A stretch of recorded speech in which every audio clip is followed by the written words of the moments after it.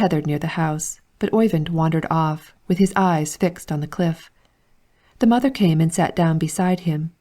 He asked her to tell him stories about things that were far away, for now the goat was no longer enough to content him. So his mother told him how once everything could talk. The mountain talked to the brook, and the brook to the river, and the river to the sea, and the sea to the sky. He asked if the sky did not talk to anyone, and was told that it talked to the clouds, and the clouds to the trees, and the trees to the grass, and the grass to the flies, and the flies to the beasts, and the beasts to the children, but the children to grown people, and thus it continued until it had gone round in a circle, and neither knew where it had begun. Oyvind gazed at the cliff, the trees, the sea, and the sky, and he had never truly seen them before. The cat came out just then, and stretched itself out on the doorstep in the sunshine. "What does the cat say?" asked Oyvind, and pointed. The mother sang, "Evening sunshine softly is dying, on the doorstep lazy puss is lying.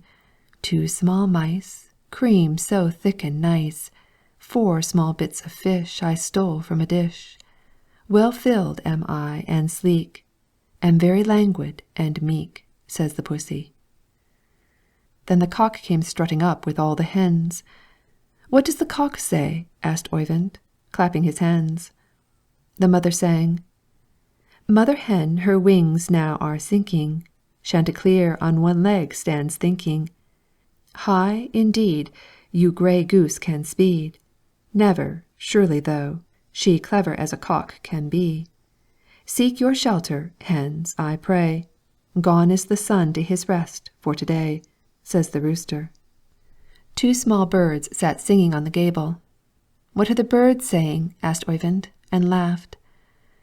"Dear Lord, how pleasant is life, For those who have neither toil nor strife," say the birds, was the answer. Thus he learned what all were saying, even to the ant crawling in the moss and the worm working in the bark. The same summer his mother undertook to teach him to read.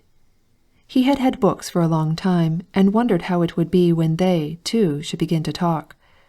Now the letters were transformed into beasts and birds and all living creatures, and soon they began to move about together, 2 and 2.